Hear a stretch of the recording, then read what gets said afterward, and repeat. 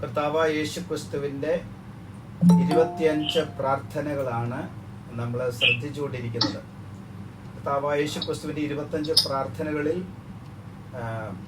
ഏകാന്ത പ്രാർത്ഥനകൾ വേറിട്ട് നമ്മൾ ചിന്തിക്കുകയുണ്ടായി. 9 പ്രാർത്ഥനകളാണ് വേറിട്ടുള്ള ഏകാന്ത പ്രാർത്ഥനകൾ. ആ നോട്ട് ഞാൻ അയച്ചിരുന്നു, അത് വായിച്ചു എന്ന് വിശ്വസിക്കുന്നു. ഇപ്പോൾ നമ്മൾ മടങ്ങി വന്ന് യേശുക്രിസ്തുവിൻ്റെ 25 പ്രാർത്ഥനകൾ നമ്മൾ ഒരുമിച്ച് ചിന്തിക്കുകയാണ്. 7 പ്രാർത്ഥനകളെക്കുറിച്ച് കഴിഞ്ഞ ആഴ്ചയിൽ ഞാൻ പറഞ്ഞിരുന്നു. ഞാനിപ്പോൾ അതിൻ്റെ തലക്കെട്ട് മാത്രം പറഞ്ഞ് അതിൻ്റെ കോണ്ടസ്റ്റ് പറയാതെ അതിൻ്റെ തലക്കെട്ടുകൾ മാത്രം പറഞ്ഞാണ് പോയിക്കൊണ്ടിരിക്കുന്നത്. എങ്കിൽ മാത്രമേ തീരുകയുള്ളൂ. ഇല്ലെങ്കിൽ ഇത് 1-2 വർഷം എടുത്താലും തീരാത്തതുപോലെയുള്ള നോട്ട് എൻ്റെ കയ്യിലുണ്ട്. ഞാൻ വിശദമായി ഈ കാര്യങ്ങൾ പഠിച്ച് അതിൻ്റെ കോണ്ടസ്റ്റുകൾ മനസ്സിലാക്കി എൻ്റെ അധ്യാപകരോട് ചോദിച്ച് പല പ്രബന്ധ പുസ്തകങ്ങളിൽ നിന്നുള്ള മെറ്റീരിയൽസ് കളക്ട് ചെയ്ത് വെച്ചിരിക്കുന്ന ഒരു വലിയ നോട്ടാണ് എൻ്റെ കയ്യിലുള്ളത്. നിങ്ങൾ കേട്ട അതിശയിച്ചു പോകും. ഏകദേശം 900 പേജസ് ഉള്ള ഒരു നോട്ട് ക്രിസ്തുവിൻ്റെ പ്രാർത്ഥനയെക്കുറിച്ച് എൻ്റെ കൈവശമുണ്ട്. ഒരു മനുഷ്യായുസ് പഠിച്ചാൽ തീരുകയില്ലാത്തൊരു പ്രാർത്ഥന നോട്ട് ഞാൻ ശേഖരിച്ചു വെച്ചിട്ടുണ്ട്. എൻ്റെ ശുശ്രൂഷ ജീവിതങ്ങളിൽ ഞാൻ പഠിച്ച കാര്യങ്ങളാണ്.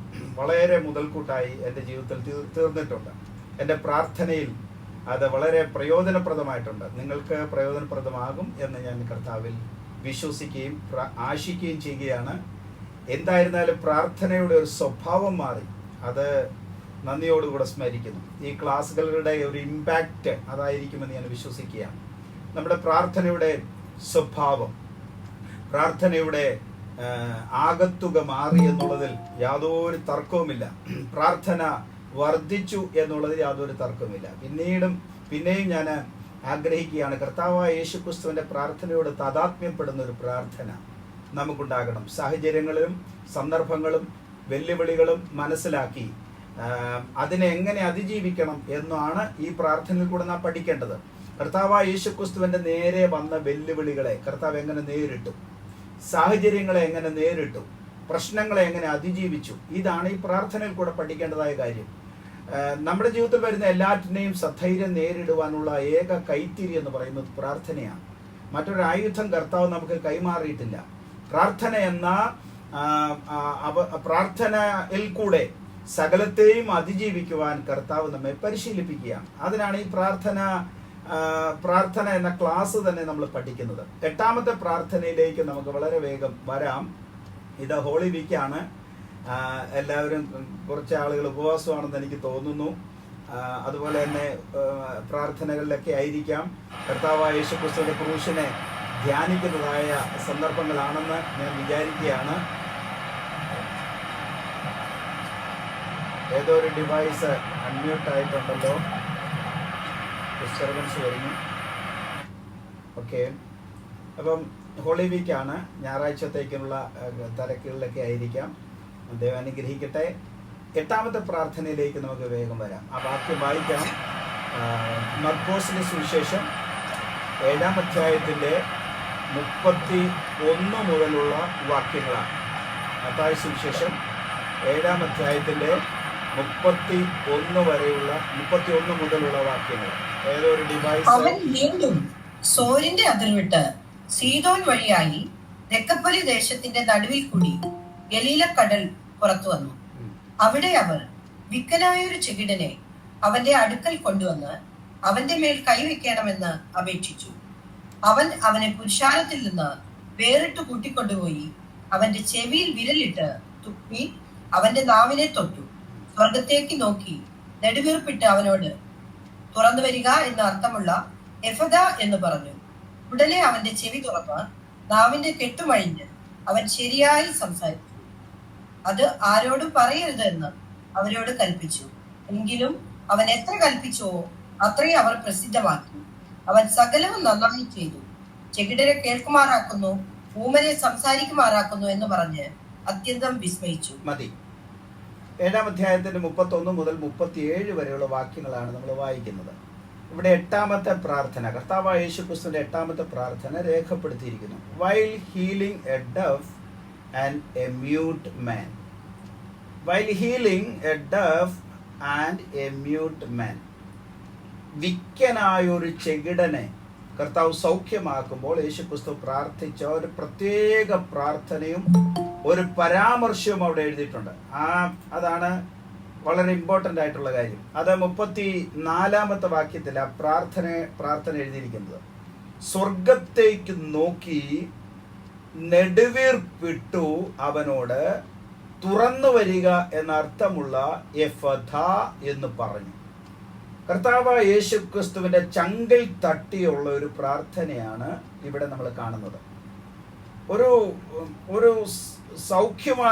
ആകുവാൻ ആഗ്രഹിച്ചുകൊണ്ട് ഒരു വ്യക്തി യേശുവിന്റെ അടുക്കൽ വരുമ്പോൾ കർത്താവ് പ്രാർത്ഥിക്കുന്ന രീതി അവിടെ ശ്രദ്ധിക്കുക. അതാണ് ഈ പ്രാർത്ഥനയുടെ പ്രത്യേകത. സ്വർഗത്തേക്ക് നോക്കി. യഹൂദന്മാരുടെ പ്രാർത്ഥനയുടെ ഒരു പ്രത്യേക സ്വഭാവമാണ് സ്വർഗത്തേക്ക് നോക്കി. അവൻ 5 അപ്പം 2 മീന് കൈകളിലെടുത്ത് സ്വർഗത്തേക്ക് നോക്കി.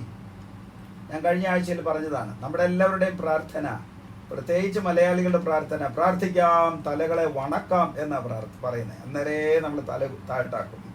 പക്ഷെ യഹൂദന്മാരുടെ പ്രാർത്ഥനയുടെ പ്രത്യേകത ദൈവസിംഹാസനം ഇരിക്കുന്ന സ്വർഗത്തിലേക്ക് കണ്ണുകളെ ഉയർത്തുക എന്നുള്ളതാണ് അവരുടെ പ്രാർത്ഥനയുടെ ഒരു സ്വഭാവം. അതുകൊണ്ടാണ് ഇവിടെ ഇങ്ങനെ എഴുതിയിരിക്കുന്നത്, സ്വർഗത്തേക്ക് നോക്കി നെടുവീർപ്പിട്ടു. ഒരു ദീർഘനിശ്വാസം. കാരണം ഒരു വലിയ വെല്ലുവിളി, പർവ്വത സമാനമായ ഒരു വെല്ലുവിളി യേശുക്രിസ്തുവിന്റെ മുൻപിൽ നിൽക്കുകയാണ്. ചെകിടനായ ഒരു മനുഷ്യൻ, വിക്കനായ ഒരു മനുഷ്യൻ, ഇത് രണ്ടും കൂടെ സമ്മേളിക്കുകയാണ്. അപ്പൊ അങ്ങനെയുള്ള മനുഷ്യനെ തൻ്റെ മുൻപിൽ വരുമ്പോൾ താൻ പ്രാർത്ഥിക്കുന്ന രീതി അവിടെ എഴുതിയിട്ടുണ്ട്. അപ്പൊ കർത്താവ് പറഞ്ഞൊരു എബ്രായ വാക്ക് അവിടെ എഴുതിയിട്ടുണ്ട്, മലയാളത്തിൽ അവിടെ എഫഥ എന്ന് എഴുതിയിരിക്കുന്നത്. പക്ഷെ എഫ്ഥ എന്ന് പറഞ്ഞാൽ അത് മുമ്പ് എങ്ങനെയായിരുന്നുവോ അതിലേക്ക് മടങ്ങി വരിക എന്നാണ് ആ വാക്കിന്റെ അർത്ഥം. സ്തോത്രം. ഇത് ആദിയിൽ എങ്ങനെയായിരുന്നോ, ഇത് സൃഷ്ടിച്ചപ്പോൾ എങ്ങനെയായിരുന്നോ, ഇത് മുൻപ് എങ്ങനെയായിരുന്നോ ആ രീതിയിലേക്ക് മടങ്ങി വരിക എന്നുള്ള വാക്കാണ് കർത്താവ് അവിടെ ഫദ എന്ന് ഉപയോഗിക്കുന്നത്. ഇവിടെ മലയാളത്തിൽ തർജ്ജമ ചെയ്തിരിക്കുന്നത് തുറന്നു വരിക എന്നാണ്. എന്ന് പറഞ്ഞാൽ തുറന്നു വരിക എന്ന് പറഞ്ഞാൽ open like from the beginning. അത് ആരംഭത്തിൽ എങ്ങനെയായിരുന്നോ അതുപോലെ മടങ്ങി വരണമെന്ന് പ്രാർത്ഥനയിൽ കർത്താവ് പറഞ്ഞ് തീർന്ന ഉടനെ അടുത്ത വാക്യം വായിക്കുന്നു, 35-ാമത്തെ വാക്യത്തിൽ വായിക്കുന്നു, ഉടനെ അവന്റെ ചെവി തുറന്നു, അവന്റെ കെട്ട് അഴിഞ്ഞിട്ട് അവൻ ശരിയായി സംസാരിച്ചു എന്നെഴുതിയിരിക്കുന്നു. ഓക്കെ, അപ്പൊ ഒരു ഏറ്റവും വലിയൊരു വെല്ലുവിളി തന്റെ മുൻപിൽ വന്നപ്പോൾ കർത്താവിന്റെ പ്രാർത്ഥന. 9-ാമത്തെ പ്രാർത്ഥന, giving thanks to the father before feeding 4000. 4000 പേരെ പോഷിപ്പിച്ച സമയത്ത് കർത്താവ് നന്ദി പ്രകാശിപ്പിക്കുന്ന ഒരു പ്രാർത്ഥനയുണ്ട്.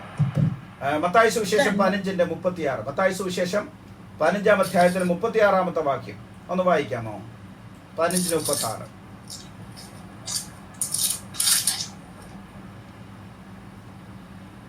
ആ 7 അപ്പവും മീനും എടുത്ത് വാഴ്ത്തി നുറുക്കി ശിഷ്യന്മാരുടെ പക്കലും ശിഷ്യന്മാർ പുരുഷാരത്തിന് കൊടുത്തു. മതി, എല്ലാവരും തൃപ്തരായി. നോക്കുക, അവിടെ ഒരു വാക്ക് എഴുതിയിരിക്കുന്നത് വാഴ്ത്തി എന്നാണ്. വാഴ്ത്തി, അതിന്റെ മലയാളത്തിലുള്ള അർത്ഥം കഴിഞ്ഞ ആഴ്ചയിലെ പ്രാർത്ഥനയിലാണ് ഞാൻ പറഞ്ഞതെന്ന് തോന്നുന്നു. കർത്താവ് അപ്പം എടുത്ത് വാഴ്ത്തി. ആരെ വാഴ്ത്തി? ദൈവത്തെ വാഴ്ത്തി.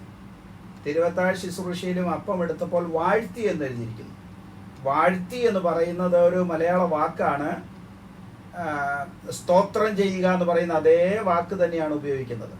പക്ഷെ വാഴ്ത്തി എന്ന് പറഞ്ഞാൽ ആ വാക്ക് വിശദമായി എബ്രായ പ്രാർത്ഥനാ പുസ്തകത്തിൽ എഴുതിയിട്ടുണ്ട്. സകല ലോകത്തിന്റെ രാജാവും ഞങ്ങളുടെ കർത്താവുമായ ദൈവമേ, ഞങ്ങൾക്ക് ഭക്ഷിക്കുവാൻ ഭൂമിയിൽ നിന്ന് ഈ അപ്പം ഉളവാക്കി തന്ന അങ്ങ് വാഴ്ത്തപ്പെട്ടവൻ. ഈ വാക്കാണ് വാഴ്ത്തി എന്ന വാക്കിന്റെ വിശദീകരണം. എനിക്കൊന്ന് കഴിഞ്ഞ ആഴ്ചയിൽ ക്ലാസ്സിലെ സിസ്റ്റർ എന്നോട് ആവശ്യപ്പെടുകയുണ്ടായി, ആ പ്രാർത്ഥന ഒന്ന് പറയണം. ഞാനത് എഴുതാൻ മറന്നുപോയി.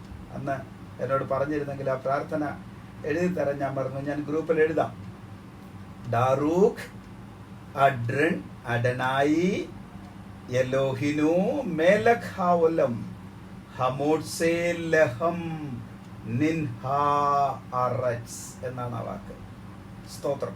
അപ്പം ഭൂമിയിൽ നിന്ന് ഭക്ഷിപ്പാൻ ഞങ്ങൾക്ക് ഈ അപ്പത്തെ നൽകിയ ദൈവത്തിന് സ്തോത്രം.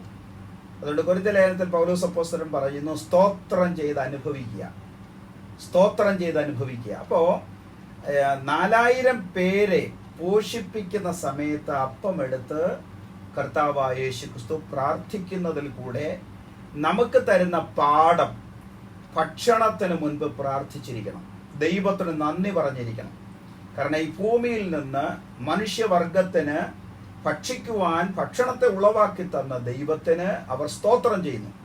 ഞാൻ പറയാറുണ്ട്, യഹൂദന്മാർക്ക് 29 സ്തോത്രങ്ങളുണ്ട്. രാവിലെ മുതൽ വൈകുന്നേരം വരെ 29 സ്തോത്രങ്ങളുണ്ട്. ആ സ്തോത്രങ്ങളിൽ ഒന്നാണ് ഇപ്പോൾ പറഞ്ഞതായ സ്തോത്രം.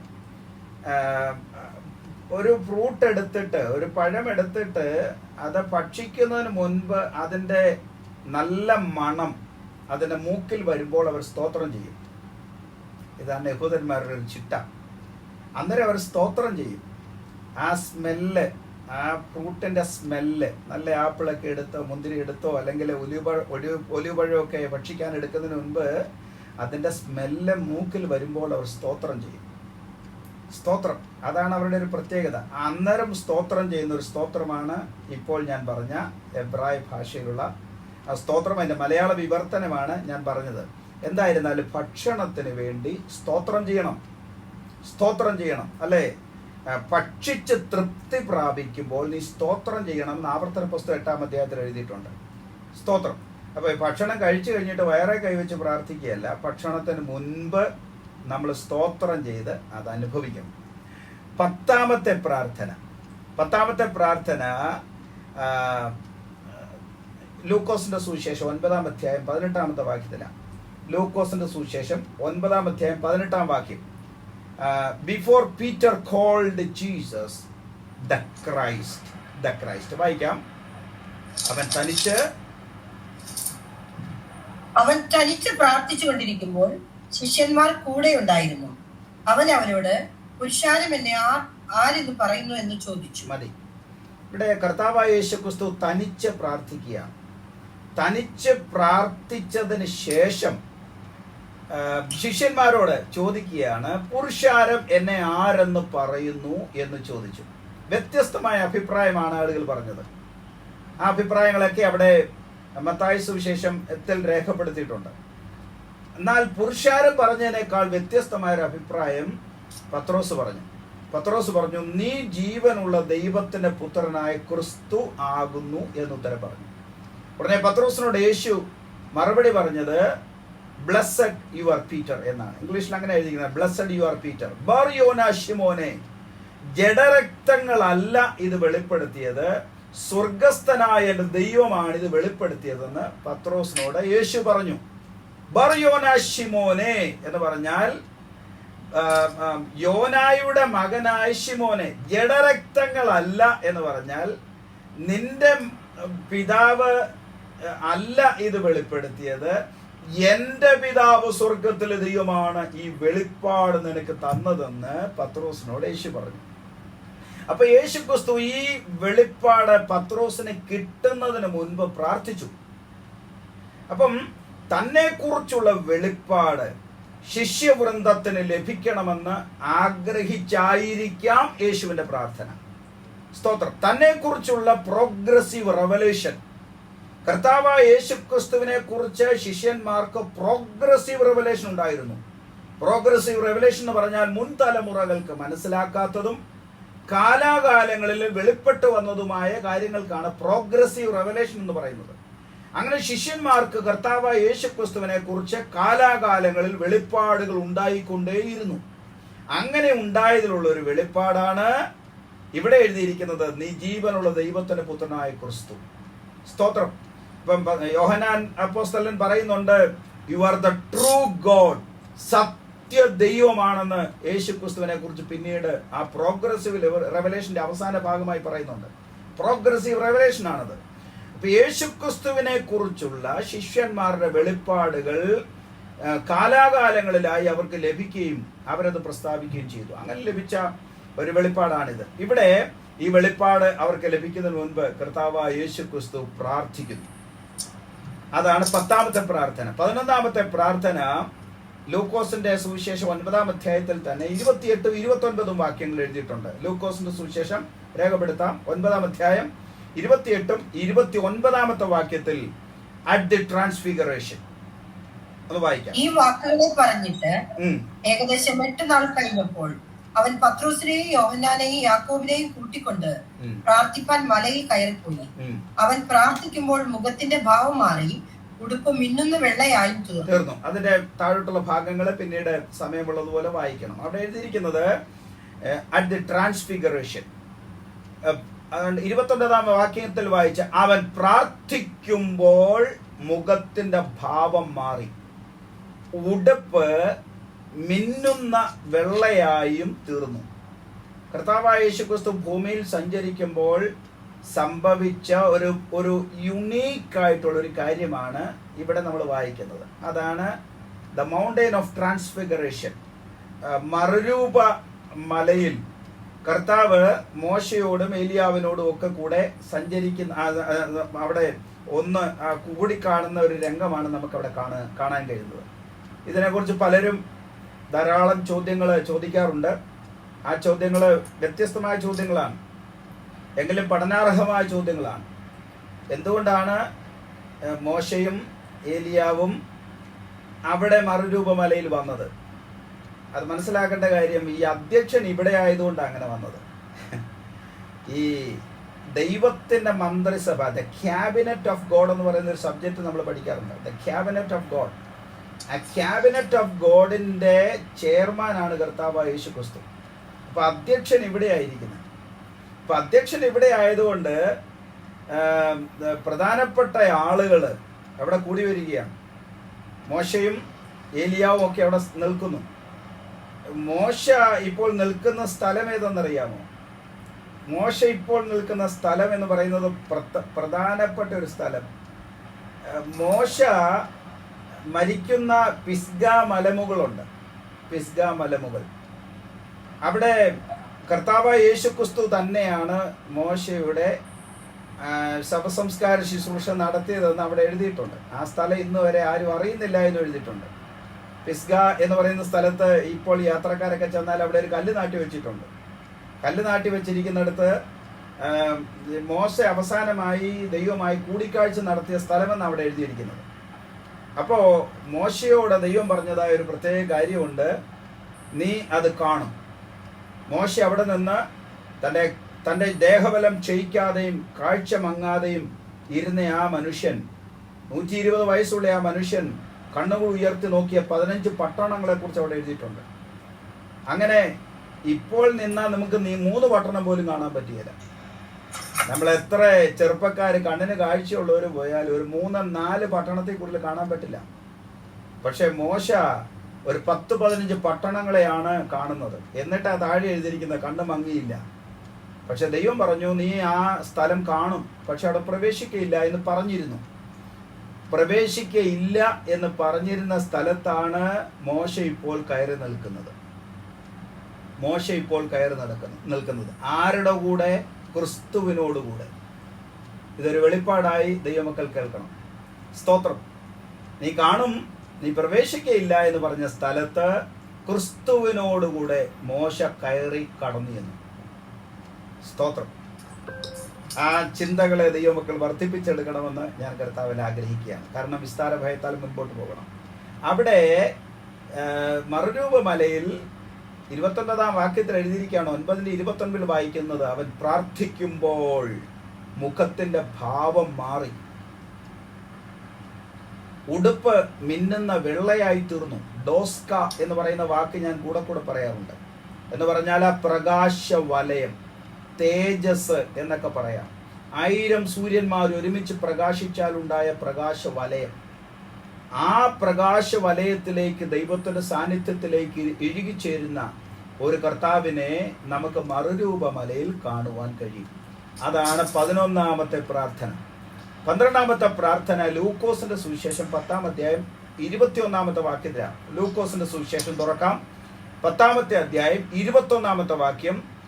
At the return of the 70, 70 പേര് മടങ്ങി വന്നപ്പോൾ യേശുക്രിസ്തു ദൈവത്തെ വാഴ്ത്തുന്ന പ്രാർത്ഥന വായിക്കാം. ആ നാഴികയിൽ അവൻ പരിശുദ്ധാത്മാവിൽ ആനന്ദിച്ച് പറഞ്ഞത്, പിതാവേ, സ്വർഗത്തിനും ഭൂമിക്കും കർത്താവായുള്ളവേ, നീ ഇവ ജ്ഞാനികൾക്കും വിവേകികൾക്കും മറച്ച് ശിശുക്കൾക്ക് വെളിപ്പെടുത്തിയത് കൊണ്ട് ഞാൻ നിന്നെ വാഴ്ത്തുന്നു. അതേ പിതാവേ, ഇങ്ങനെ നിനക്ക് പ്രസാദം തോന്നിയല്ലോ. ആമേൻ. മിനിസ്റ്റർ നല്ലതായിട്ട് ഞാൻ ഈ വാക്യം വായിക്കുമ്പോൾ പ്രത്യേകം ശ്രദ്ധിക്കും. കുത്തിടുന്നുണ്ടോ കോമ ഇടുന്നുണ്ടോ എന്നൊക്കെ നോക്കും. അത് നല്ല കാര്യമാണ്. കുത്തും കോമായും അക്ഷരങ്ങളും ഒന്നും ഒത്തില്ലെങ്കിൽ ഈ പ്രസംഗിച്ചുകൊണ്ടിരിക്കുന്നവരും പഠിപ്പിച്ചുകൊണ്ടിരിക്കുന്നവർക്കും ഒക്കെ വലിയ ബുദ്ധിമുട്ടുണ്ടാകും. പിന്നെ റിപ്പീറ്റ് ചെയ്ത് വായിക്കേണ്ടി വരും. കാരണം നമ്മുടെ ശ്രദ്ധ അങ്ങോട്ട് പോകും.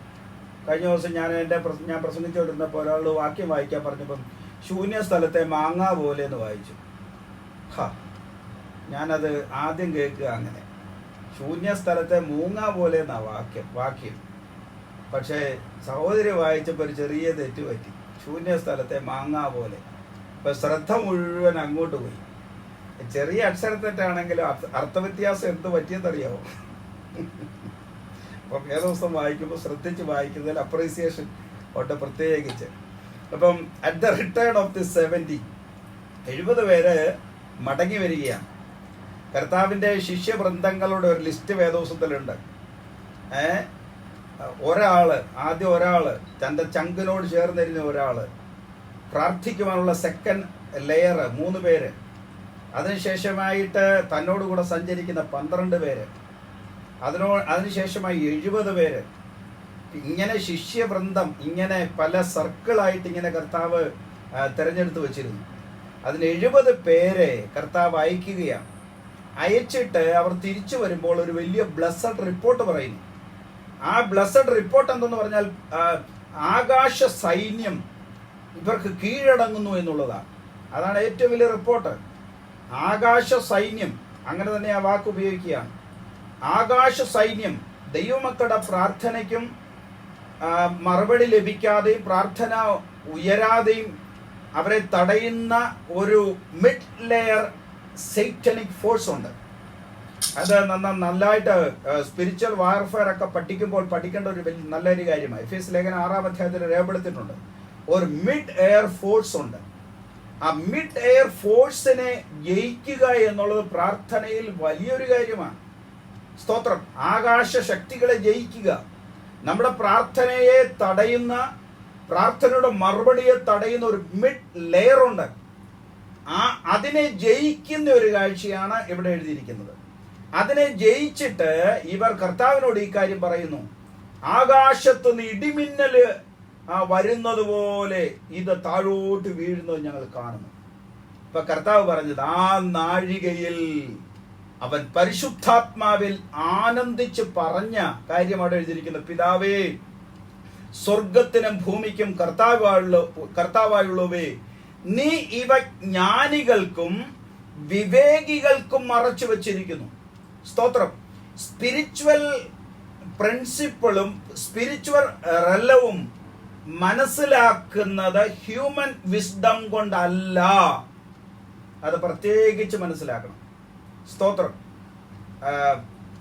റഷ്യൻ ശാസ്ത്രജ്ഞര്, റഷ്യൻ വൈമാനികര് ചന്ദ്രനിൽ പോയി, അല്ലേ? ചന്ദ്രനിൽ പോയിട്ട് അവർ തിരിച്ചു വന്നിട്ടൊരു കാര്യം പറഞ്ഞു, ഞങ്ങൾ അവിടെ ഒന്നും ദൈവത്തെ കണ്ടില്ല. അന്ന് റഷ്യയെ ദൈവം കൈവിട്ടു. ഇന്ന് വരെ റഷ്യ പിന്നെ ഉയർന്നു വന്നിട്ടില്ല. ഇത് ഹ്യൂമൻ വിസ്ഡം കൊണ്ട് കണ്ടെത്തേണ്ട ഒരു കാര്യമല്ല. സ്പിരിച്വൽ നോളജ്, സ്പിരിച്വൽ വിസ്ഡം, ഇത് രണ്ടും രണ്ടാണ്. ഇത് രണ്ട് റലത്തിൽ നിൽക്കുന്ന കാര്യമാണ്. ഇന്നും ലോകം ഹ്യൂമൻ വിസ്ഡം കൊണ്ട് ദൈവത്തെ അന്വേഷിക്കാൻ ആഗ്രഹിക്കുന്നു. ഒരിക്കലും സാധ്യമല്ല. സയൻസ് കൊണ്ട് ദൈവത്തെ അന്വേഷിക്കാൻ ആഗ്രഹിക്കുന്നു, ഫിസിക്സ് കൊണ്ട് ദൈവത്തെ അന്വേഷിക്കുവാൻ ആഗ്രഹിക്കുന്നു. പലരും കണ്ടെത്തിയിട്ടുണ്ട്, 1% മാത്രം. എന്നാൽ ഇത് സ്പിരിച്വൽ വിസ്ഡമാണ് വിശുദ്ധ വേദപുസ്തകത്തിൽ കാണുന്നത്. അതിനാണ് കർത്താവ് എപ്പോഴും ദൈവത്തിന് നന്ദി പറയുകയാണ്. പിതാവേ, സ്വർഗത്തിനും ഭൂമിക്കും കർത്താവായുള്ളവേ, ഇവ ജ്ഞാനികൾക്കും വിവേകികൾക്കും മറച്ച് ശിശുക്കൾക്ക് വെളിപ്പെടുത്തിയത് കൊണ്ട് ഞാൻ നിന്നെ വാഴ്ത്തുന്നു. അതെ പിതാവേ, നിനക്ക് പ്രസാദം തോന്നിയല്ലോ എന്ന് കർത്താവായ യേശു ക്രിസ്തു ദൈവത്തോട് പ്രാർത്ഥിക്കുകയാണ്. സ്തോത്രം. അതാണ് 12ാമത്തെ പ്രാർത്ഥന. 13ാമത്തെ പ്രാർത്ഥന, before teaching his disciples the Lord's prayer. Before teaching his disciples the Lord's prayer. ലൂക്കോസിന്റെ സുവിശേഷം 11ാം അധ്യായം 1ാമത്തെ വാക്യം വായിക്കാം. Luke chapter 11 verse 1. അവൻ ഒരു സ്ഥലത്ത് പ്രാർത്ഥിച്ചു കൊണ്ടിരുന്നു. തീർന്ന ശേഷം ശിഷ്യന്മാരിൽ ഒരുത്തൻ അവനോട്, കർത്താവേ, യോഹന്നാൻ തന്റെ ശിഷ്യന്മാരെ പഠിപ്പിച്ചതുപോലെ ഞങ്ങളെയും പ്രാർത്ഥിപ്പാൻ പഠിപ്പിക്കണമേ എന്ന് പറഞ്ഞു. ബിഫോർ ലോർഡ്സ് പ്രയർ, അതെ, തെഫില്ല അഡോൺ. തെഫില്ല അഡോൺ. അഡോൺ എന്ന് പറഞ്ഞാൽ ലോർഡ്, തെഫില്ലാഹ് എന്ന് പറഞ്ഞാൽ പ്രാർത്ഥന. അത് തെഫില്ലാഹ് തൽമുദീൻ എന്നും പഠിപ്പിക്കാറുണ്ട്. രണ്ടും ശരിയാണ്. അതാണ് ലോർഡ്സ് പ്രയർ എന്ന് നമ്മൾ മലയാളത്തിൽ അല്ലെങ്കിൽ ഇംഗ്ലീഷിൽ മനസ്സിലാക്കുന്നത്. ആക്ച്വലി ദ ലോർഡ്സ് പ്രയർ അല്ല, that is disciples prayer. Disciples prayer ആണ്. കാരണം യേശുക്രിസ്തുവിന്റെ പ്രാർത്ഥന അതല്ല. യേശുക്രിസ്തു ശിഷ്യന്മാരെ പ്രാർത്ഥിക്കാൻ പഠിപ്പിച്ച പ്രാർത്ഥനയാണ് അവിടെ എഴുതിയിരിക്കുന്നത്. അപ്പം തെഫില്ലാഹ തൽമുദീൻ എന്ന് പറയണം. ശിഷ്യന്മാരെ പഠിപ്പിച്ച പ്രാർത്ഥന. അത് ആ പ്രാർത്ഥന പഠിപ്പിക്കുന്നതിന് മുൻപ് യേശു പ്രാർത്ഥിച്ചു. അതാണ് 11:1 എഴുതിയിരിക്കുന്നത്. അവൻ ഒരു സ്ഥലത്ത് പ്രാർത്ഥിച്ചു കൊണ്ടിരുന്നു. തീർന്ന ശേഷം, അത് പ്രത്യേകം ദൈവമക്കൾ എല്ലാവരും പ്രാർത്ഥിക്കുന്നവരെല്ലാം ശ്രദ്ധിക്കേണ്ട ഒരു കാര്യമാണ് കേട്ടോ. യേശുക്രിസ്തു ഇങ്ങനെ പ്രാർത്ഥിച്ചുകൊണ്ടിരുന്നപ്പോൾ ഈ പ്രാർത്ഥന ഒന്ന് നിർത്താൻ വേണ്ടി, തീർക്കാൻ വേണ്ടി ശിഷ്യന്മാർ നോക്കിയിരിക്കുക. ശിഷ്യന്മാരിങ്ങനെ കാത്തിരിക്കുക. അപ്പം നമ്മൾ പ്രാർത്ഥിക്കുന്ന ആളുകളെ ഒരിക്കലും ഡിസ്റ്റർബ് ചെയ്യാൻ പാടില്ല. മനസ്സിലായോ? കാരണം അവർ ദൈവത്തോട് സംസാരിക്കുകയാണ്. പോൾ യോങ്ങിച്ച് ഒരിക്കൽ പ്രാർത്ഥനാ മുറിയിൽ പ്രാർത്ഥിച്ചു കൊണ്ടിരുന്നപ്പോൾ ആ രാജ്യത്തിന്റെ പ്രസിഡന്റ് അദ്ദേഹത്തെ വിളിച്ചു, സെക്രട്ടറിയെ വിളിച്ചു.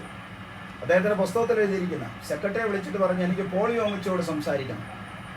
അപ്പോൾ ഈ സെക്രട്ടറി റിപ്ലൈ പറഞ്ഞത്, പോൾ യോങ്ങിച്ചോയ്ക്ക് ഇപ്പോൾ സംസാരിക്കാൻ ഒക്കത്തില്ല, അദ്ദേഹം മറ്റൊരാളിനോട് സംസാരിച്ചുകൊണ്ടിരിക്കുക. അദ്ദേഹം മറ്റൊരാളിനോട് സംസാരിച്ചുകൊണ്ടിരിക്കുന്നുണ്ട്, എനിക്കിപ്പോൾ അദ്ദേഹത്തിന് ഇപ്പോൾ സംസാരിക്കാൻ സാധ്യമല്ല എന്ന് പറഞ്ഞു. അദ്ദേഹത്തിന് ദേഷ്യം വന്നു. രണ്ടാമത് വിളിച്ചപ്പോൾ അദ്ദേഹം തന്റെ പരിഭവം പോൾ യോങ്ങിച്ചോട് പറഞ്ഞു. പോൾ യോങ്ങിച്ചോട് പറഞ്ഞപ്പോൾ പോൾ യോങ്ങിച്ചോ പറഞ്ഞ ഉത്തരം അദ്ദേഹത്തിന്റെ പുസ്തകത്തിൽ എഴുതിയിട്ടുണ്ട്. അങ്ങ് ഈ രാജ്യത്തിന്റെ പ്രസിഡന്റാണ്, പക്ഷേ മുഴു ലോകത്തിന്റെയും രാജാവായ രാജാതി രാജാവിനോട് ഞാൻ സംസാരിച്ചുകൊണ്ടിരിക്കുകയാണെന്ന് പറഞ്ഞു. മുഴു ലോകത്തിന്റെയും രാജാവായ രാജാതി രാജാവിനോട് ഞാൻ സംസാരിച്ചുകൊണ്ടിരിക്കുക. സ്തോത്രം. അപ്പം അതിനിടയിൽ, നമ്മളെ പ്രാർത്ഥനയ്ക്കിടയിൽ എന്തെല്ലാം കാര്യങ്ങൾ ചെയ്യുമെന്നറിയാവും. എല്ലാവരും പിണങ്ങിയെന്ന് തോന്നുന്നു. നമ്മൾ പ്രാർത്ഥനയ്ക്കിടയിൽ നമ്മളെ ആരെങ്കിലും വിളിച്ചാലോ, ഒരു ഫോൺ വന്നാലോ, പ്രാർത്ഥനയ്ക്കിടയിൽ ഒരു ഫോൺ വന്നാൽ നമ്മൾ ആ ഫോൺ പെട്ടെന്ന് നോക്കും, മ്യൂട്ട് ചെയ്യണം, അല്ലെ ഞാൻ പ്രാർത്ഥിച്ചുകൊണ്ടിരിക്കുക കേട്ടോ എന്നൊന്ന് പറയും.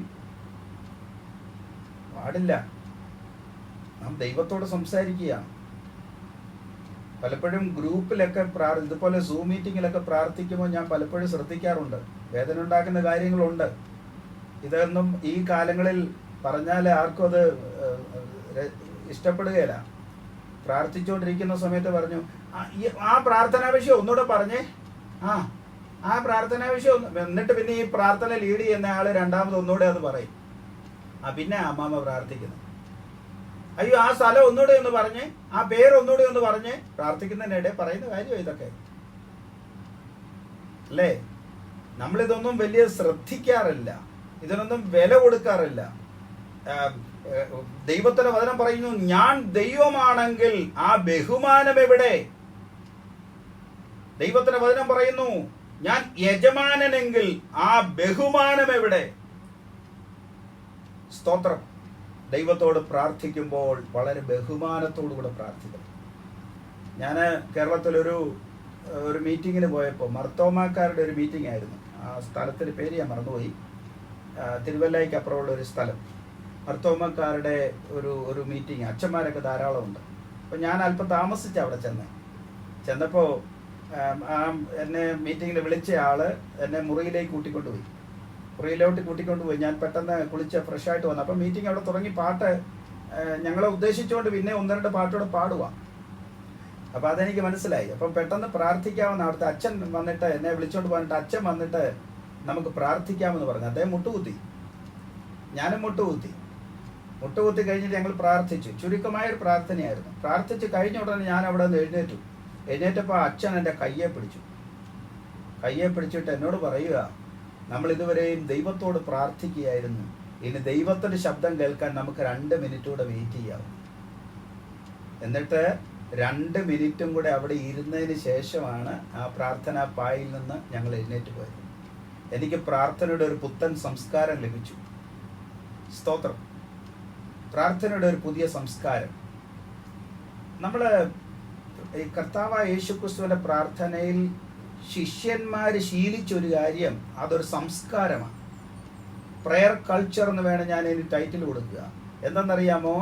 അവിടെ എഴുതിയിരിക്കുന്ന, അവൻ ഒരു സ്ഥലത്ത് പ്രാർത്ഥിച്ചു കൊണ്ടിരുന്നു, തീർന്ന ശേഷം ശിഷ്യന്മാരിൽ ഒരുത്തൻ. ഞാൻ പറയുന്ന കാര്യം മനസ്സിലാവുന്നുണ്ടോ? This is prayer culture.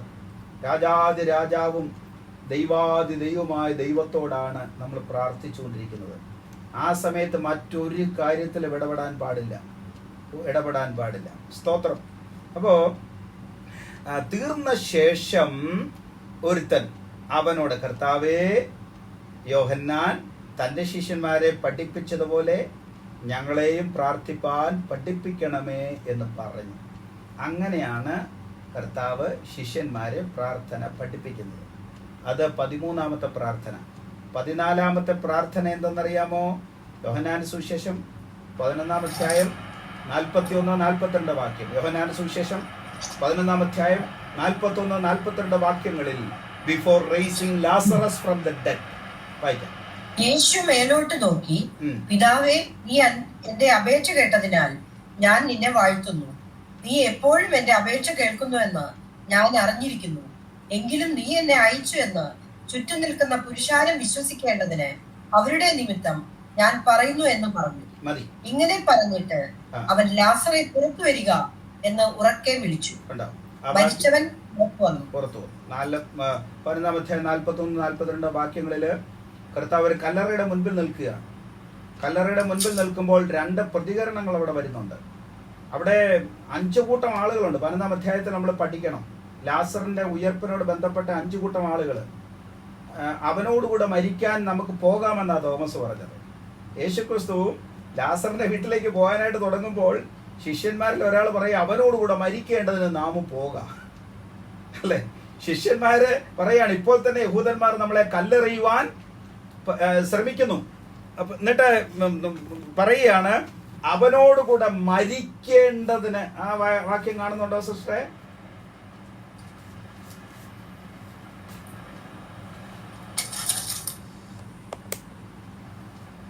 Yes, 11-ാം അധ്യായത്തിന്റെ 16. ദിദിമോസ് എന്ന പേരുള്ള തോമസ് സഹശിഷ്യന്മാരോട് അവനോടുകൂടെ മരിക്കേണ്ടതിന് നാമും പോകാം എന്ന് പറഞ്ഞു. കണ്ടോ? അവിടെ പറയാണ്, ഇപ്പോൾ തന്നെ കല്ലെറിയുവാൻ ഭാവിച്ചിരിക്കുന്നു. ദിദിമോസ് എന്ന പേരുള്ള തോമസ് പറയാണ്, അവനോടുകൂടെ മരിക്കേണ്ടതിന് നാമും പോകാം.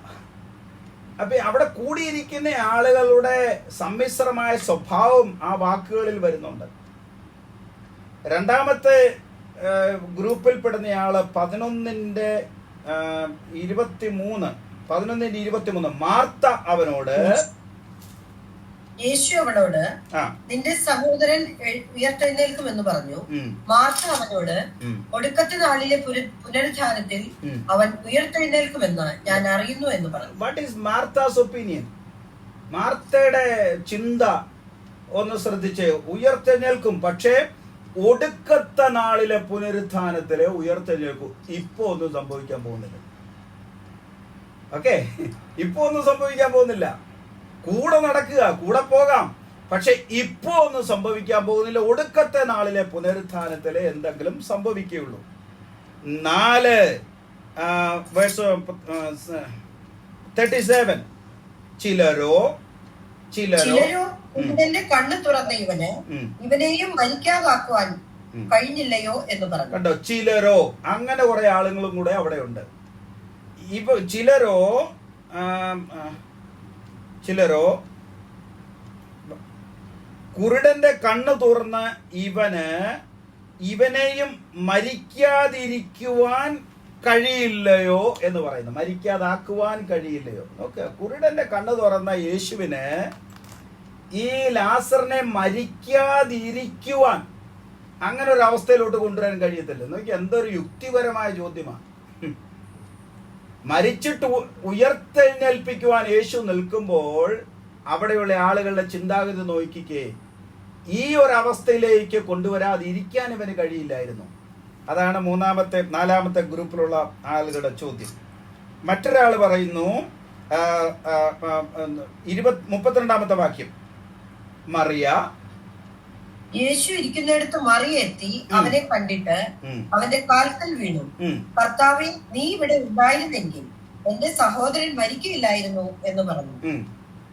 അവൾ കരയുന്നതും അവളോട് കൂടെ വന്ന യഹൂദന്മാർ കരയുന്നതും യേശു കണ്ടിട്ട് ഉള്ളം നൊന്തു കലങ്ങി അവനെ വച്ചത് എവിടെ എന്ന് ചോദിച്ചു. അതാണ് റൈറ്റ് ആറ്റിറ്റ്യൂഡ് എന്ന് പറയുന്നത്. Right attitude. യേശു ഇരിക്കുന്നിടത്ത് മറിയ എത്തി അവന്റെ കാൽക്കൽ വീണു. ഇത് ഈ പറഞ്ഞ ഒരു പ്രസംഗമായി പോകുമെന്ന് ഞാൻ ഭയപ്പെടുകയാണ്. ഈ ലാസറിന്റെ സഹോദരിയായ മാർത്തയെ വേദപുസ്തകത്തിൽ 3 സ്ഥലത്തെ നമ്മൾ കാണുന്നുള്ളൂ. 3 സ്ഥലത്തും യേശുവിന്റെ പാദപീഠത്തിങ്കലാണ് മറിയ. വചനം കേൾക്കാൻ പാദപീഠത്തിങ്കൽ, തൈലം പൂശാൻ പാദപീഠത്തിങ്കൽ, പ്രാർത്ഥിക്കാൻ പാദപീഠത്തിങ്കൽ. ഈ ലാസറിന്റെ സഹോദരി മറിയയെ വേദപുസ്തകത്തിൽ 3 ഇടത്തെ കാണുന്നുള്ളൂ. ഈ 3 സ്ഥലത്തും മറിയയുടെ പൊസിഷൻ എവിടെയാണെന്നറിയാമോ? പാദപീഠത്തിങ്കൽ. കുറിച്ചു വെച്ചോണം, മറക്കരുത്.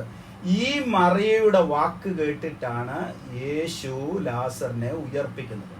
അല്ലാതെ അവിടെ കൂടി വന്ന യഹൂദന്മാരുടെയോ ആ വീട്ടിലെ തന്നെ മാർത്തയുടെയോ തൻ്റെ കൂടെയുള്ള തോമസിൻ്റെയോ വാക്കുകൾ ഒന്നും കേട്ടിട്ടല്ല, അവരുടെ അവിശ്വാസത്തിൻ്റെ വാക്കുകൾ കേട്ടിട്ടല്ല, തൻ്റെ പാദപീഠത്തിലിരുന്ന ഒരു മറിയയുടെ വാക്കുകളെ, കണ്ണുനീരിനെ മറികടക്കാൻ, തിരസ്കരിക്കാൻ കഴിയാതെ യേശു എന്തു ചെയ്തു എന്നാ വായിക്കുന്നത്?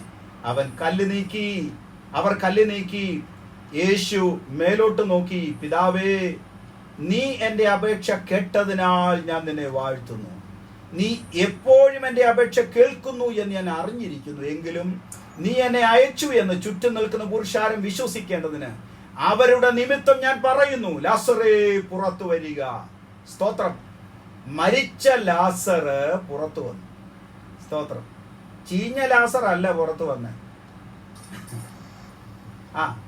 ചീഞ്ഞ ലാസർ അല്ല പുറത്തു വന്ന്. ചീഞ്ഞ ലാസർ പുറത്തു വന്നാൽ അവിടെ നമുക്ക് നിൽക്കാൻ പറ്റുമോ അദ്ദേഹത്തിന്റെ അടുത്ത്? അല്ല. ആ ചീഞ്ഞളിഞ്ഞ ശരീരം റെസ്റ്റോർ ചെയ്യപ്പെട്ടു. അതിന് ഗോഡ്സ് എനർഗിയ എന്ന് പറയുന്ന ഒരു പേര് ഗ്രീക്കിലുണ്ട്. എന്ന് പറഞ്ഞാൽ ശരീരത്തിന് സപ്തധാതുക്കളെയും അതെങ്ങനെയായിരുന്നു അതിലേക്ക് തിരിച്ചു വരുന്ന പ്രക്രിയയ്ക്ക് പറയുന്ന പേരാണ് ഗോഡ്സ് എനർഗിയ. അതാണ് എഫേസ്യ ലേഖനം 1-ാം അധ്യായത്തിന്റെ ഏറ്റവും അവസാനത്തെ വാക്യത്തിൽ വായിക്കുന്നു, മർത്യ ശരീരങ്ങളെയും ജീവിപ്പിക്കൂ എന്നൊക്കെ അടുത്ത് ആ പദമാണ് ഉപയോഗിക്കുന്നത്. അത് കർത്താവിന്റെ ശരീരത്തിലും വ്യാപരിച്ചു എന്ന് എഴുതിയിട്ടുണ്ട് അല്ലെ? എഫേസ്യ ലേഖനത്തിന്റെ ഏറ്റവും അവസാനത്തെ വാക്യങ്ങൾ എഴുതിയിട്ടുണ്ട്. 22-23 വാക്യങ്ങളിലാണെന്ന് എൻ്റെ ഓർമ്മ. അവിടെയും ഈ വാക്ക് എഴുതിയിട്ടുണ്ട്. ഇതിന്റെ മൂലഭാഷയിൽ വായിക്കുന്ന എങ്ങനെയാണെന്ന് അറിയാമോ? ശരീരത്തിന്റെ സപ്തധാതുക്കളെ, നമ്മുടെ ശരീരത്തിന്റെ അകത്തെ സപ്തധാതുക്കൾ അത് ചീഞ്ഞളിഞ്ഞു പോയാലും ആ ചീഞ്ഞളിഞ്ഞു പോയ സപ്തധാതുക്കളിൽ ദൈവശബ്ദം വ്യാപരിക്കുകയും അതെന്തായിരിക്കണമോ അതിലേക്ക് മടങ്ങി വരികയും ചെയ്യുന്ന ദൈവത്തിന്റെ ഒരു പ്രക്രിയയുണ്ട്. സ്തോത്രം പറയാം. സ്തോത്രം. ഹല്ലേലൂയ. നമ്മൾ സൗഖ്യത്തിന് വേണ്ടി പ്രാർത്ഥിക്കുമ്പോൾ ആ ശക്തിയാണ് വ്യാപരിക്കുന്നത്. സ്തോത്രം. നമ്മൾ രോഗസൗഖ്യത്തിന് വേണ്ടി പ്രാർത്ഥിക്കുമ്പോൾ ആ ശക്തിയാണ് വ്യാപരിക്കേണ്ടത്. നമ്മുടെ ശരീരത്തിന്റെ സപ്തധാതുക്കളിൽ കെട്ടുപിണഞ്ഞു കിടക്കുന്ന രോഗാത്മാക്കൾ നമ്മുടെ ശരീരത്തിൽ വിട്ടുപോകണം. ഹല്ലേലൂയ. നമ്മുടെ അസ്ഥികളിലും മജ്ജകളിലും രക്തത്തിലും കലർന്നു കിടക്കുന്ന രോഗാണുക്കൾ നമ്മുടെ ശരീരം വിട്ടുപോകണം. സ്തോത്രം. അങ്ങനെ ഒരു ദൈവശബ്ദമുണ്ട്. അത് യേശുവിന്റെ ശബ്ദമാണ്. അത് സൃഷ്ടിപ്പിന്റെ ഉടമസ്ഥനായ ദൈവത്തിന്റെ ശബ്ദമാണ്. ഹെയിം എന്ന് പറയും. സ്തോത്രം. എയിൻ എന്ന് പറയും. നമ്മുടെ ശരീരത്തിൽ വ്യാപരിക്കുന്ന, മർത്യ ശരീരങ്ങളിൽ വ്യാപരിക്കുന്ന ഒരു ശബ്ദം. ഈ ശബ്ദം ഇനി ഒന്നുകൂടെ കേൾക്കും. ഇവിടെ കയറി വരുവീന്നൊരു ശബ്ദം കേൾക്കുമ്പോൾ ചീഞ്ഞളിഞ്ഞ സകല ശവശരീരങ്ങളും മണ്ണിൽ അഴുകിപ്പോയ ശവശരീരങ്ങളും ഉയർത്തെഴുന്നേറ്റ് വരും. അതാ യേശുവിന്റെ ശബ്ദത്തിന്റെ പ്രത്യേകത. ആരെങ്കിലും സ്തോത്രമൊക്കെ പറയുന്നുണ്ടോ? ഉണ്ടെന്ന് തോന്നുന്നു. ക്ലാസ് ആണെങ്കിൽ ഒരു സ്തോത്രമൊക്കെ പറഞ്ഞു. സ്തോത്രം. ദ യൂണീക്ക്നെസ് ഓഫ് ജീസസ് വോയിസ്, കർത്താവിന്റെ ശബ്ദത്തിന്റെ പ്രത്യേകത അതാണ്. ഹല്ലേലൂയ. ഓക്കെ, അതാണ് 14ാമത്തെ പ്രാർത്ഥനയായിട്ട് ഞാൻ പറഞ്ഞത്. 15ാമത്തെ പ്രാർത്ഥന laying hands on and praying for little children, കൊച്ചു കുട്ടികളെ അനുഗ്രഹിച്ച പ്രാർത്ഥന. അത് മത്തായി സുവിശേഷം 19-ാം അധ്യായം 13 മുതൽ 15 വരെയുള്ള വാക്യങ്ങളാണ്. മത്തായി സുവിശേഷം 19-ാം അധ്യായം 13 മുതൽ 15 വരെ. അവൻ കൈവച്ച് പ്രാർത്ഥിക്കേണ്ടതിന് ചിലർ ശിശുക്കളെ അവന്റെ അടുക്കൽ കൊണ്ടുവന്നു. ശിഷ്യന്മാർ അവരെ വിലക്കി. യേശുവോ, ശിശുക്കളെ എന്റെ അടുക്കൽ വരുവാൻ വിടുവിൻ, അവരെ തടുക്കരുത്, സ്വർഗരാജ്യം ഇങ്ങനെയുള്ളവരുടേതല്ലോ എന്ന് പറഞ്ഞു. അങ്ങനെ അവൻ അവരുടെ മേൽ കൈവച്ചു. പിന്നെ അവൻ അവിടെ നിന്ന് യാത്രയായി. ഇത് ഹിന്ദിയിൽ കുറെ കൂടെ സുന്ദരമായിട്ട് എഴുതിയിരിക്കുന്നത്, മലയാളത്തിൽ എഴുതിയതിനേക്കാൾ വളരെ സുന്ദരമായിട്ട് എഴുതിയിരിക്കുന്നത്. അത് മലയാളത്തിൽ ഇല്ല എന്നാണ് എൻ്റെ തോന്നല്. അവൻ കൈവച്ച് പ്രാർത്ഥിക്കേണ്ടതിന് ചിലർ ശിശുക്കളെ അവന്റെ അടുക്കൽ കൊണ്ടുവന്നു. ശിഷ്യന്മാർ അവനെ വിലക്കി. 14ാമത്തെ വാക്യം, യേശുവോ, ശിശുക്കളെ എൻ്റെ അടുക്കൽ വരുവാൻ വിടുവീൻ, അവരെ തടുക്കരുത്, സ്വർഗരാജ്യം ഇങ്ങനെയുള്ളവരുടേതല്ലോ എന്ന് പറഞ്ഞ് അങ്ങനെ അവൻ അവരുടെ മേൽ കൈവച്ചു.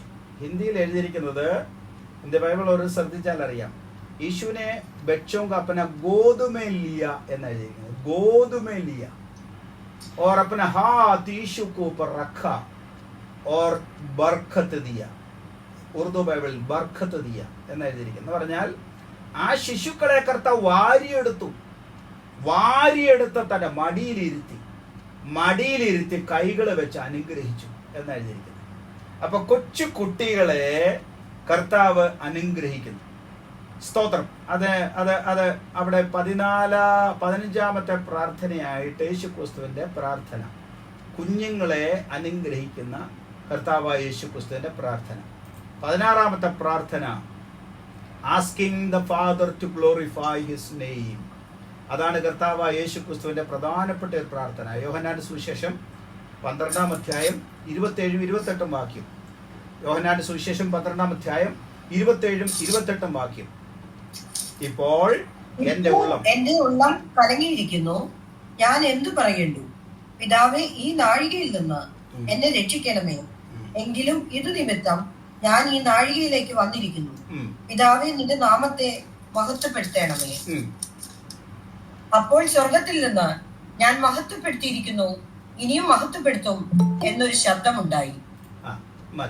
അവിടെ കർത്താവ് ലാസ്റ്റ് വീക്കിലേക്ക്, കർത്താവ് യേശുക്രിസ്തുവിന്റെ ഈ ലാസ്റ്റ് വീക്കൊക്കെ നമ്മൾ ശ്രദ്ധിക്കുന്നതായ ഒരാഴ്ചയാണല്ലോ ഈ ആഴ്ചകൾ. അപ്പൊ കർത്താവ് യേശുക്രിസ്തുവിന്റെ ഈ 16ാമത്തെ പ്രാർത്ഥന തൊട്ട് അടുത്ത പ്രാർത്ഥനകളൊക്കെ കർത്താവ് യേശുക്രിസ്തുവിന്റെ ശുശ്രൂഷയുടെ അവസാന നാളുകളിലെ പ്രാർത്ഥനയാണ്. അവിടെ 12-ാം അധ്യായത്തില് 27-28 വാക്യങ്ങൾ നാം വായിക്കുന്നു. ഇപ്പോൾ എൻ്റെ ഉള്ളം കലങ്ങിയിരിക്കുന്നു, ഞാൻ എന്ത് പറയണ്ടു? അതൊരു ചോദ്യചിഹ്നമാണ്. പിതാവേ, ഈ നാഴികയിൽ നിന്ന് എന്നെ രക്ഷിക്കണമേ. എങ്കിലും ഇത് നിമിത്തം ഞാൻ ഈ നാഴികയിലേക്ക് വന്നുമിരിക്കുന്നു. ഇവിടെ 2 ആസ്പെക്റ്റുകൾ നമ്മൾ പഠിക്കുമ്പോൾ ശ്രദ്ധിക്കണം. കർത്താവ് യേശുക്രിസ്തുവിന്റെ മനുഷ്യത്വവും ദൈവത്വവും കൂടെ കലരുന്ന പ്രാർത്ഥനയാണ് ഈ പ്രാർത്ഥന. യേശുക്രിസ്തുവിന്റെ മനുഷ്യത്വത്തിൽ യേശുക്രിസ്തു പറയുകയാണ്, ഈ നാഴികയിൽ നിന്ന് എന്നെ രക്ഷിക്കണം. പക്ഷെ തന്റെ ദൗത്യം സംബന്ധിച്ച് കർത്താവ് ഉടനെ പറയുകയാണ്, എങ്കിലും ഇത് നിമിത്തം ഈ നാഴികയിലേക്ക് ഞാൻ വന്നിരിക്കുന്നു. നോക്കുക, തന്റെ ദൗത്യ പ്രാർത്ഥനയാണത്. അല്ലെ, ദൗത്യത്തെ തിരിച്ചറിയുന്ന, അതിനെ അക്സെപ്റ്റ് ചെയ്യുന്ന ഒരു വാക്കും കൂടെ നമ്മൾ കാണുന്നു. നമ്മൾ പലപ്പോഴും ഇതിന്റെ എ പാർട്ടേ പറയാറുള്ളൂ. പക്ഷെ അതിന്റെ ബി പാർട്ടും കൂടെ മനസ്സിലാവുമ്പോൾ കർത്താവ് എ സബ്മിസീവ് പ്രയർ എന്ന പ്രയറിന് പേര് കൊടുക്കാം. A submissive prayer. കർത്താവ് തന്റെ ദൗത്യം അംഗീകരിക്കുകയും ആ ദൗത്യത്തിന് തന്നെത്താൻ വിധേയപ്പെടുകയും ചെയ്യുന്ന പ്രാർത്ഥനയാണ് ഈ 16ാമത്തെ പ്രാർത്ഥനയായി രേഖപ്പെടുത്തിയിരിക്കുന്നത്. പിതാവേ, നിന്റെ നാമത്തെ മഹത്വപ്പെടുത്തണമേ. പിതാവേ, നിന്റെ നാമത്തെ മഹത്വപ്പെടുത്തണമേ. അപ്പോൾ സ്വർഗത്തിൽ നിന്ന്, നോക്കിയാ അതിന്റെ മറുപടി പെട്ടെന്ന് വരിക. അപ്പോൾ സ്വർഗത്തിൽ നിന്ന് ഞാൻ മഹത്വപ്പെടുത്തിയിരിക്കുന്നു, ഇനിയും മഹത്വപ്പെടുത്തും എന്നൊരു ശബ്ദമുണ്ടായി. അവിടെയാണ് യേശുക്രിസ്തുവിന്റെ മരണത്തിലേക്കുള്ള ദൗത്യത്തിൽ അതൊരു വലിയ ശക്തി ആയി ആ മറുപടി മാറുകയാണ്. സ്തോത്രം. അപ്പൊ അത് 16-ാമത്തെ പ്രാർത്ഥന. 17-ാമത്തെ പ്രാർത്ഥന ലോർഡ്സ് സപ്പറിലാണ്. ലോർഡ്സ് സപ്പറിലെ യേശുക്രിസ്തുവിന്റെ പ്രാർത്ഥന. മർക്കോസിന്റെ സുവിശേഷം, മത്തായി സുവിശേഷം വായിക്കാം. മത്തായി സുവിശേഷം 26-ാം അധ്യായം 26-ാമത്തെ വാക്യം വായിക്കാം. മത്തായി സുവിശേഷം 26-ാം അധ്യായം 26-ാമത്തെ വാക്യം. അവർ ഭക്ഷിക്കുമ്പോൾ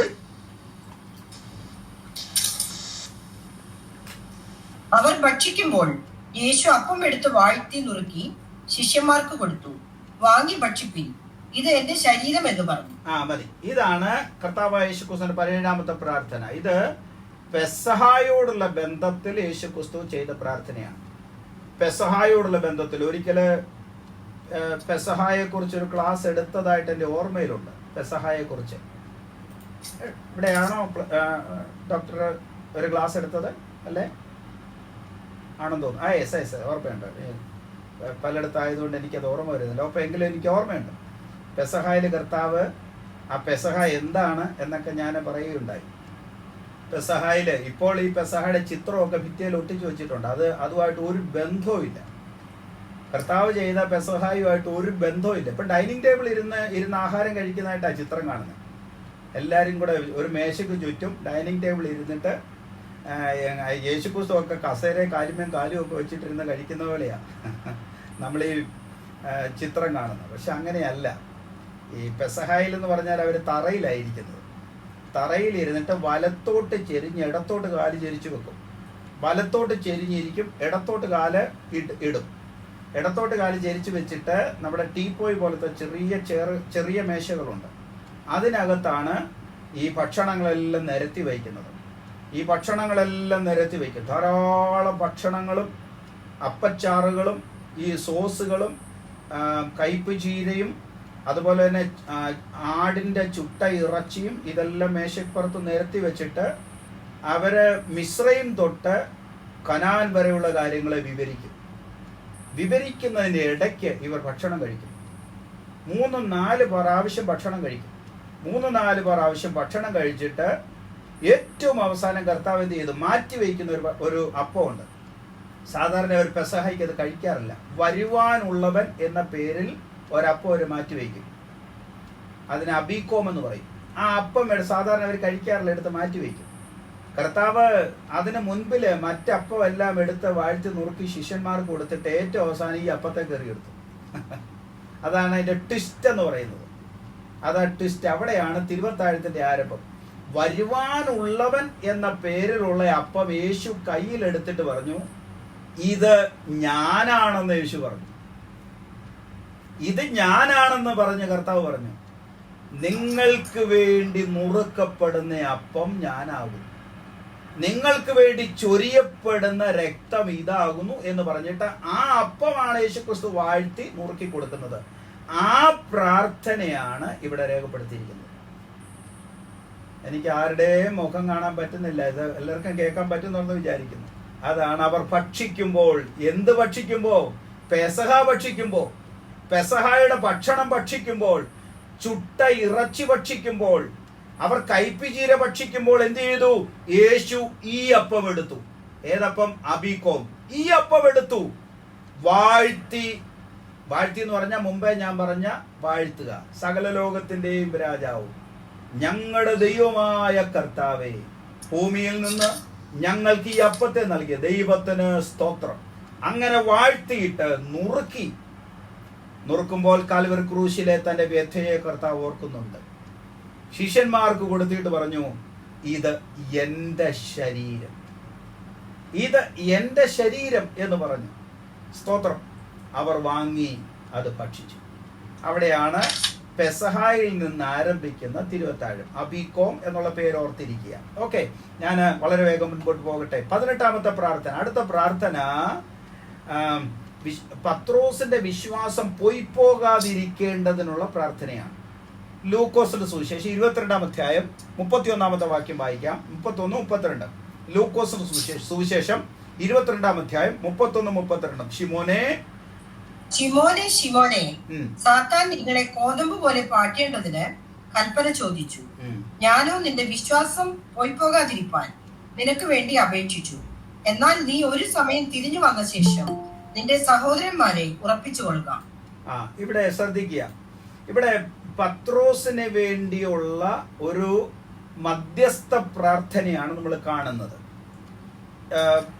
പത്രോസിനെ പിശാച് പിറകെ നടന്ന് ആക്രമിക്കുക. കാരണം ഇപ്പോഴും പിശാചിന്റെ ആക്രമണ സ്വഭാവം നമ്മൾ മനസ്സിലാക്കണം.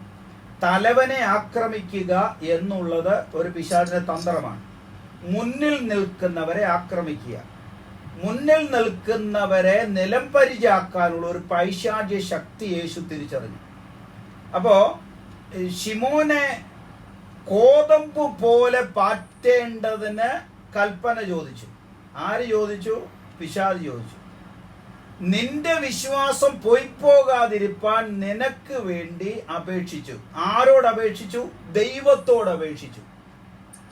ഇത് പലരും ഇതിന്റെ തർജ്ജമയിലുള്ള ഒരു ചെറിയ മിസ്റ്റേക്ക് അവിടെ ഉള്ളതുകൊണ്ട് ആളുകൾ വിചാരിക്കുന്നത് ഈ പിശാചിനോട് അപേക്ഷിച്ചെന്നാണ് ചിലർ വിചാരിക്കുന്നത്. അല്ലല്ല, അങ്ങനെയല്ല. അതിന്റെ കോണ്ടസ്റ്റ് മനസ്സിലാക്കി, അതിന്റെ ആ വാക്യം നന്നായി പഠിച്ച് മനസ്സിലാക്കി പറയണം. അവിടെ ഇരിക്കുന്നത് കോതമ്പ്, സാത്താൻ നിന്നെ കോതമ്പ് പോലെ പാറ്റേണ്ടതിന് എന്നോട് അനുവാദം ചോദിച്ചു. നിന്റെ വിശ്വാസം പോകാതിരിപ്പാൻ നിനക്ക് വേണ്ടി ഞാൻ ദൈവത്തോട് അപേക്ഷിച്ചു. എന്നാൽ നീ ഒരു സമയം തിരിഞ്ഞു വന്ന ശേഷം നിന്റെ സഹോദരന്മാരെ ഉറപ്പിച്ചുകൊള്ളുക എന്ന് കർത്താവ് പറഞ്ഞു. ഇപ്പൊ പത്രോസിന് വേണ്ടിയുള്ള മധ്യസ്ഥ പ്രാർത്ഥനയാണ് നമുക്കവിടെ കാണാനായിട്ട് കഴിയുന്നത്. ഓക്കെ, അതാണ് 18-ാമത്തെ പ്രാർത്ഥന. 19-ാമത്തെ പ്രാർത്ഥനയിലേക്ക് നമുക്ക് വേഗം വരാം. Prayed four himself. Prayed four himself, അതാണ് കർത്താവായ യേശു ക്രിസ്തുവിന്റെ മഹാപുരോഹിത പ്രാർത്ഥന എന്ന് പറയുന്നത്. അത് ഞാൻ ഇടയ്ക്ക് രേഖപ്പെടുത്തി വെച്ചതാണ്. അത് മറ്റ് ഒരു സ്ഥലത്ത് അത് വിശദമായി പറയേണ്ടതായ ഒരു പ്രാർത്ഥനയാണ്. യോഹന്നാൻ സുവിശേഷം 17-ാം അധ്യായം 1 മുതൽ എഴുതിയിരിക്കുന്ന ഒരു പ്രാർത്ഥനയാണ് യേശു ക്രിസ്തുവിന്റെ ഹൈ പ്രീസ്റ്റ് പ്രയർ, മഹാപുരോഹിത പ്രാർത്ഥന. അവിടെ എഴുതിയിരിക്കുന്നത് ഇത് സംസാരിച്ചിട്ട്, വായിച്ചേ. ഇത് സംസാരിച്ചിട്ട് യേശു സ്വർഗത്തേക്ക് നോക്കി പറഞ്ഞതെന്നാൽ, പിതാവേ, നാഴിക വന്നിരിക്കുന്നു.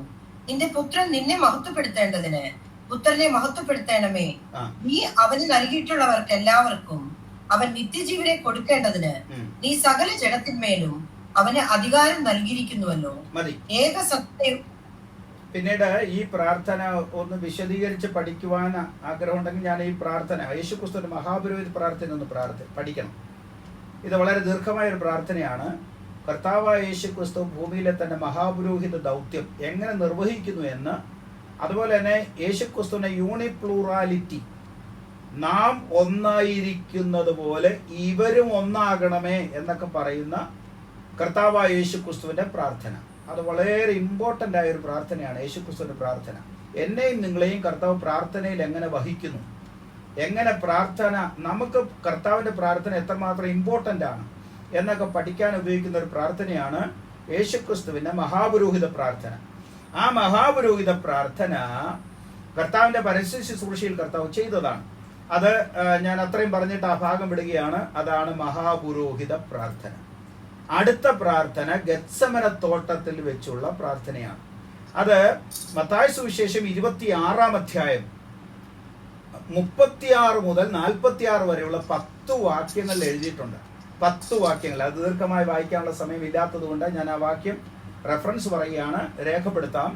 മത്തായി സുവിശേഷം 26-ാം അധ്യായം 36 മുതൽ 46 വരെ ഗത്സമനയിൽ 3 പ്രാർത്ഥനകൾ എഴുതിയിട്ടുണ്ട്. 3 പ്രാർത്ഥന മറന്നുപോകരുത്. ഗത്സമനയിൽ ഒരു പ്രാർത്ഥനയല്ല, 3 പ്രാർത്ഥനയുണ്ട്. 3 പ്രാർത്ഥനയില് ആദ്യത്തെ പ്രാർത്ഥന രേഖപ്പെടുത്തിയിരിക്കുന്നത് 36-ാം വാക്യം മുതൽ 41-ാമത്തെ വാക്യം വരെ ഒരു പ്രാർത്ഥന. എത്ര? 36 മുതൽ എഴുതി വെച്ചോ, 36 മുതൽ 41 വരെ ഒരു പ്രാർത്ഥന. ആ പ്രാർത്ഥന എങ്ങനെയാണ്? അതിന്റെ കണ്ടന്റ് അവിടെ എഴുതിയിട്ടുണ്ട്. അതിന് 38-ാം വാക്യത്തിൽ എഴുതിയിരിക്കുന്നു, എന്റെ ഉള്ളം മരണവേദന പോലെ അതിദുഃഖിതമായിരിക്കുന്നു. ഇവിടെ താമസിച്ച് എന്നോടുകൂടെ ഉണർന്നിരിപ്പീൻ എന്ന് അവരോട് പറഞ്ഞ് തൻ്റെ രക്തം വിയർപ്പുതുള്ളി പോലെ ഒഴുക്കിക്കളയുന്ന ആദ്യത്തെ പ്രാർത്ഥന അവിടെ എഴുതിയിരിക്കുന്നു. അത് യേശുക്രിസ്തുവിൻ്റെ മാനുഷിക സ്വഭാവത്തിലും ദൈവിക സ്വഭാവവും കൂടെ ഇടകലർന്ന പ്രാർത്ഥനയാണ് ഗത്സമന തോട്ടത്തിൽ നമ്മൾ കാണുന്ന പ്രാർത്ഥന. തിരുവത്താഴം കഴിഞ്ഞിട്ട് കർത്താവായ യേശുക്രിസ്തു താഴേക്ക് ഇറങ്ങി വരികയാണ്. തിരുവത്താഴം കഴിഞ്ഞിട്ട് കർത്താവ് താഴേക്ക് ഇറങ്ങി വരികയാണ്. 34 പ്രവചനങ്ങളാണ് അവിടെ നിറവേറുന്നത്. മർക്കോസിന്റെ സുവിശേഷം 1-ാം അധ്യായത്തില് മർക്കോസിന്റെ സുവിശേഷം 11-ാം അധ്യായം മുതൽ അവസാന അധ്യായം വരെയുള്ള കാര്യങ്ങൾ 11, 12, 13, 14 ഈ വാക്യങ്ങളെല്ലാം നമ്മൾ വായിക്കുമ്പോൾ അവിടെ 34 കാര്യങ്ങൾ ഒരുമിച്ച് സമ്മേളിക്കുന്നു, അല്ലെങ്കിൽ പൂർണ്ണമാകുന്നു. ഒന്നാണ് ഗത്സമന പ്രാർത്ഥന. ഈ ഹെരോദിന്റെ കൊട്ടാരം മുതലുള്ള സംഭവങ്ങളാണ് അവിടെ സംഭവിക്കുന്നത്. ഹെരോദിന്റെ കൊട്ടാരത്തിന് പാലസ് അരാബ എന്ന അതിന്റെ പേര്. ഹെരോദിന്റെ കൊട്ടാരത്തിന്റെ പേര് പാലസ് അരാബ.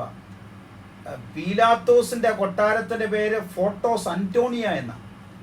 ഫോട്ടോസ് അന്റോണിയയുടെ പ്ലറ്റോറിയത്തിലാണ് യേശുക്രിസ്തുവിനെ ക്രൂശിക്കുവാനുള്ള വിധി പറയുന്നത്.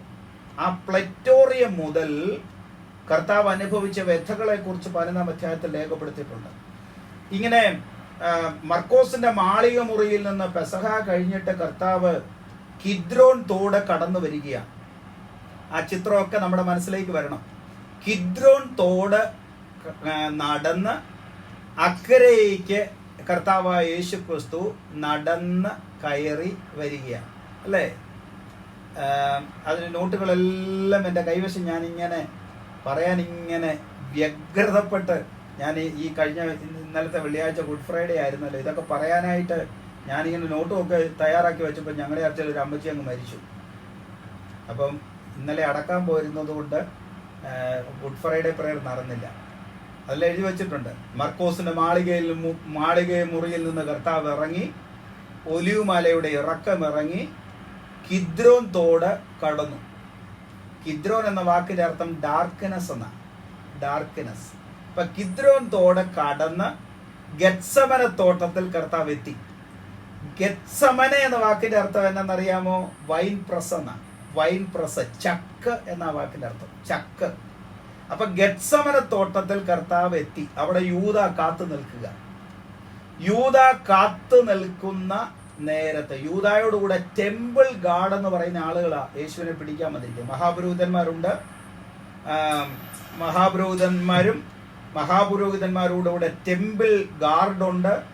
അതുപോലെ തന്നെ റോയൽ മിലിറ്ററി ഓഫീസേഴ്സ് അവിടെ ഉണ്ട്.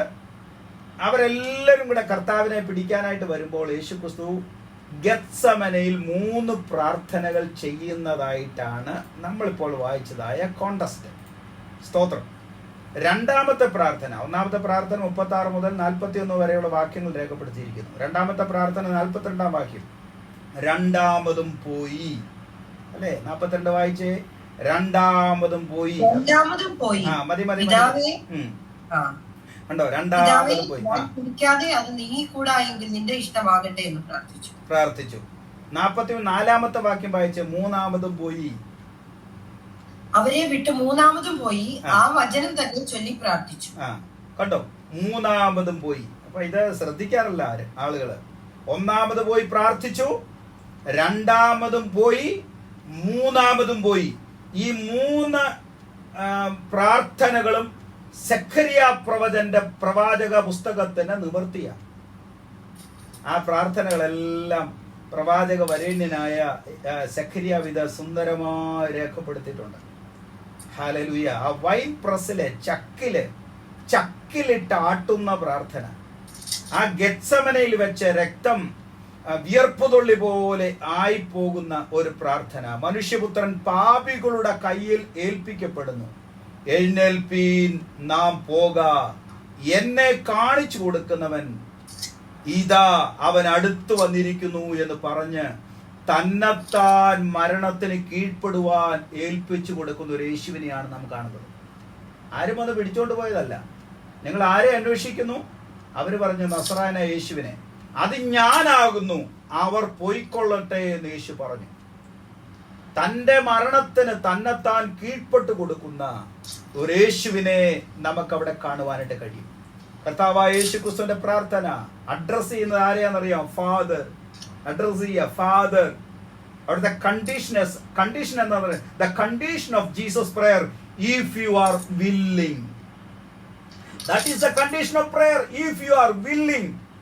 ആൻഡ് ദ പെറ്റീഷൻ എന്തെന്നറിയാമോ? Take this cup from me. That is the petition. And last one, the submission, yet not my will but yours be done. That is a submission. Hallelujah. യേശുക്രിസ്തുവിന്റെ ആ ഗത്സമന പ്രാർത്ഥന വളരെ important ആണ്. Hallelujah. Petition is there, but the submission is there. The human part is there and the divine part is there. Hallelujah.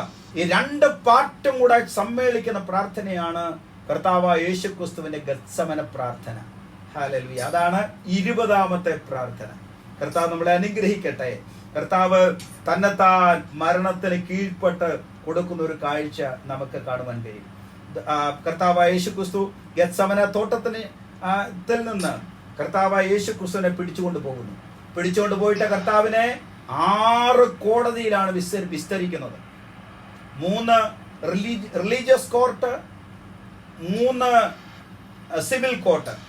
3 religious കോർട്ടും 3 civil കോർട്ടിലും യേശുക്രിസ്തുവിനെ വിസ്തരിക്കുന്ന കാഴ്ച നമുക്കവിടെ കാണാനായിട്ട് കഴിയും. സിവിൽ കോർട്ടിലൊന്നും യേശുക്രിസ്തുവിനെ കുറ്റക്കാരനായി കണ്ടെത്തിയില്ല. ഒരു സിവിൽ കോർട്ടിലും യേശുക്രിസ്തുവിനെ കുറ്റക്കാരനായി കണ്ടെത്തിയില്ല. പീലാത്തോസിന്റെ കോർട്ടാണ് അവസാനത്തെ കോർട്ട്. 3 വിസ്താരങ്ങൾ അവിടെ നടക്കുന്നു. 3 കുറ്റാരോപണങ്ങൾ നടക്കുന്നു.